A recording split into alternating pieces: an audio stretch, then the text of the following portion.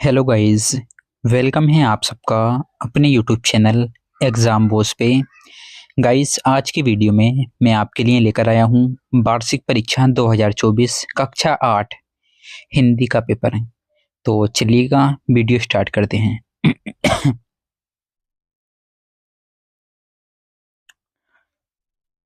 ये पेपर है आपका वार्षिक परीक्षा एनुअल एग्ज़ाम 2024 क्लास 8 हिंदी का पेपर है। पेपर का पूर्णांक है 100 नंबर। पेपर का टाइम है 2 आवर्स 2 घंटा। पेपर का सेट है B91। यहाँ से आपका पेपर स्टार्ट है। ठीक है, पहला क्वेश्चन, निम्नलिखित गद्यांश का अर्थ संदर्भ सहित लिखिए। ठीक है, पहले क्वेश्चन में जो है आपकी गद्यांश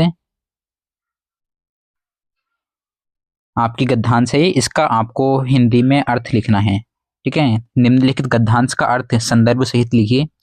8 नंबर की है ये गद्यांश आपकी। ये रही, नम्रता से मेरा अभिप्राय दब्बूपन से नहीं है जिसके कारण मनुष्य दूसरे को मुंह को ताकता है, जिससे उसका संकल्प चीड़ और उसकी प्रज्ञा मंद हो जाती है, जिसके कारण आगे बढ़ने की समय भी वह पीछे रहता है और अवसर पड़ने पर चटपट किसी बात का निर्णय नहीं कर सकता। मनुष्य का बेड़ा अपने हाथ में ही है, वह चाहे जिधर लगाए। तो इसका संदर्भ है, प्रस्तुत गद्यांश हमारी पाठ्यपुस्तक हिंदी के आत्मनिर्भरता नामक पाठ से ली गई हैं। इसके लेखक आचार्य रामचंद्र शुक्ल हैं। आगे है हमारी ख, निम्नलिखित पद्यांश का अर्थ संदर्भ सहित लिखिए। बंधु भय का दीन कै का तव्यो तगुराई, टूटे टूटे फिरत हो झूठे बिरत कहाई। तो ये जो है आपकी भक्ति के पद नामक पाठ से ली गई हैं और इसके लेखक हैं बिहारी। ठीक है, आगे देखते हैं।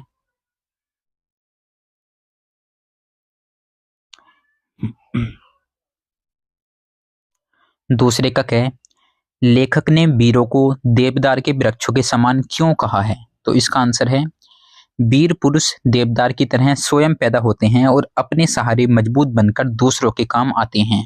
ठीक है, आगे आपका ख, डॉक्टर चंद्रा की कविताएं देखकर लेखिका की आंखें क्यों भर आईं।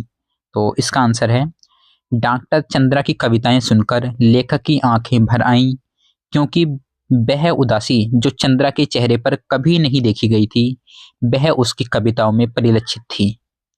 आगे आपका गए, गृह स्वामी को अंत में जूलिया पर गुस्सा क्यों आया और उसने जूलिया को क्या समझाया। तो इसका आंसर है, गृह स्वामी को जूलिया पर गुस्सा इसलिए आया कि 11 रूबल की तनख्वाह लेकर जूलिया ने धन्यवाद कहा जो ठीक नहीं था।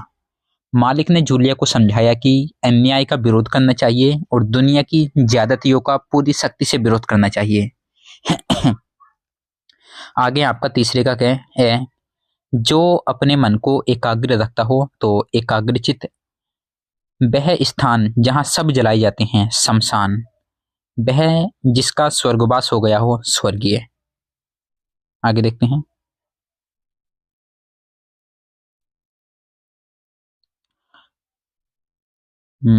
यहाँ पे है आपका ख, किन्हीं 2 शब्द युग्मों के प्रत्येक का अर्थ लिखिए। यहाँ पे आपको इनके अर्थ लिखने हैं, पता पत्ता, खरा खर्रा, अर्थ अर्थी। यहाँ पे आपको संधि करनी है, सतजन तो सज्जन हो जाएगा, जगतनाथ जगन्नाथ, निहार निहार। उसके नीचे आपके मुहावरे हैं। ठीक है, इन्हें आप कर सकते हैं।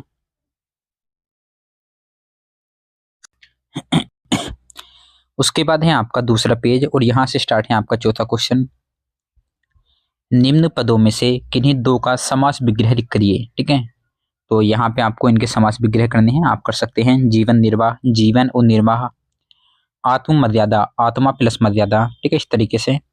उसके बाद है आपका ख, यहाँ पे आपको पर्यायवाची लिखने हैं, बदल, सांप और सूर्य के। गए हैं आपका, किन्हीं 2 शब्दों को अपने वाक्य में प्रयोग कीजिए, पोता पोती, छन्ना ककना, दान दक्षिणा। और उसके बाद आपको अंत कथा लिखनी है, एक अहिल्या या फिर गणिका की। ठीक है, 5वां क्वेश्चन है आपका नीचे।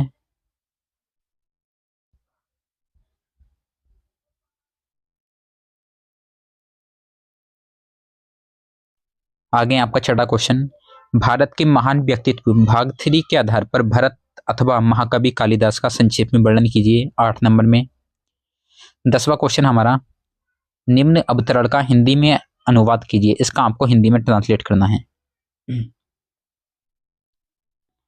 ये है आपका गुणो भूष्यते रूपशील भूष्यते कुलम सिद्धि, ये आपका एक सूक्ति है। उसके बाद 8वां क्वेश्चन आपका, आपने आगरा में ताजमहल देखा अतः अपने छोटे भाई को पत्र लिखकर उसकी जानकारी से अवगत कराइए। 9वां क्वेश्चन आपका कैसे लिखना है, ठीक है।